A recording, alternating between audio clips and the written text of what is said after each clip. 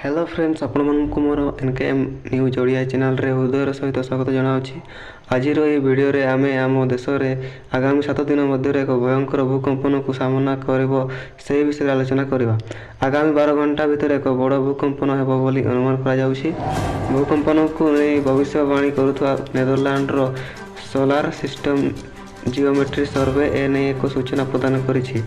तो friends video विषय जानिबा आगु जदि आपण मानकु मोर ए वीडियोटी पसंद लागि थाए तो मोर ए चैनल टी को सब्सक्राइब एवं वीडियोटी को लाइक शेयर कमेंट करके निहाती भाव में जातु जहाँ फल यहीपर लेटेस्ट न्यूज गुड़िक विषय रे आम चैनल रे ओडिया भाषा रे जानि पारि।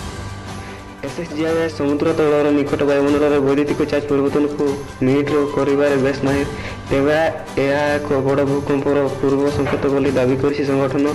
तेबे यह विशेषकर आगामी 9 दिन मध्य निकटस्थ अंचल घटिपे। तेबे बर्तमान यह भूकंपर भय पाकिस्तान पर रही।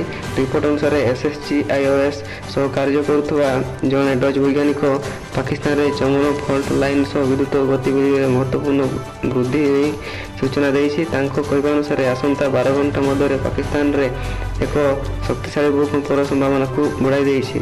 तेबे यह वर्तमान स्थानीय अंचल चिंता बढ़ाई देती। तेबे सबुठ अधिक भयर कारण पलटि डच वैज्ञानिक फ्रांक हुगरबिट्स फ्रांक करथिबा अधिकांश भूकंपर संभावना सत्य परिणत होती। चलित वर्ष आरंभ से तुर्की रे एक विनाशकारी भूकंप को नहीं भविष्यवाणी करथिले। तेबे परे ए भूकंप सारा देश में प्रभाव कर देथिला। फल जनसंख्यार मोट 74,000 लोक प्राण हराइथिले। फ्रांक भविष्यवाणी करबा परे सेपटे पाकिस्तान पाणीपाग विभाग संभाव्य भूकंप को नहीं चुप रही। यह पूर्व PM भूकंपर पूर्वानुमान एक वैज्ञानिक आधार में अभाव दर्शाई लगातार यही भविष्यवाणी को खारज कर आसी। भारतीय प्लेट और यूरेशियन प्लेट्र कंपन जो पाकिस्तान भूकंपर उपर सक्रिय क्षेत्र रही। यह भूकंप एक आशंका बोली कही संस्था।